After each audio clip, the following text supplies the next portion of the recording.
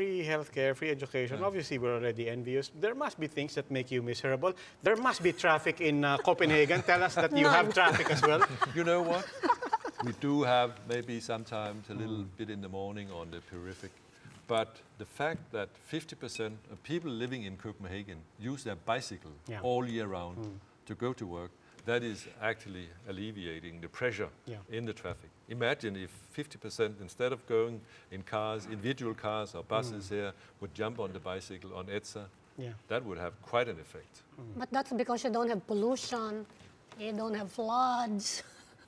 We do have, no, but we have the infrastructure. We are actually getting affected by the climate change and the flooding. So we are in a big process investing billions in the sewage system, because we have areas that are negatively affected and blocking if we have heavy rain. I do raise that question to get to that more serious point about, I think Filipinos, particularly the middle class, are schizophrenic when it comes to what do we do about traffic. On the one hand, they are progressive. They do say that, look, the answer is mass transit. The answer is mass transportation, even bicycles, pedestrian. They can be very progressive in their thinking because they've been exposed and they've seen. Then once government starts saying, okay, let's prioritize the buses, then all of a sudden they turn around and say, no, wait, the buses are the main problems in traffic. I'm just curious if Denmark went through a history of having to change the paradigm in people, of having to, how do you convince people to actually invest in their own vision? I mean, the key is that you make a public mass transportation system that works. So it becomes, in a way, easier. And at the same time, you pressure on the individual transportation people by raising the bar, making parking in city very expensive.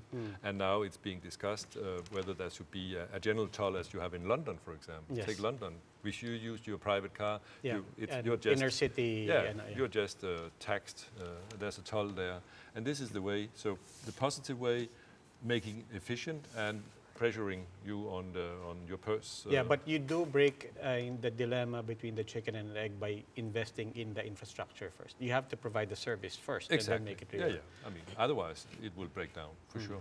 And we have been doing that. Take, for example, Copenhagen. We have now subway, very well developed subway that runs every second minute. You stand on the station and you know every second minute there will be automatic with driverless train passing by. And actually, next month we'll have an extension of this, an inner circle circumventing Copenhagen. That has been underway, and I don't want to make you sad about that, but it has taken us 10 years to have that circle. But we don't need to be sad. We have that right here. I can stand in a corner. The next minute, I know there's a bus there. After 1 minute, there's still a bus there. Not leaving. But I think it was very wise that your government pushed through and actually eventually decided on having this. I mean, it should have been done 20 years ago, 30 years ago, but you could say it's never too late. It's not too late. It has to be done.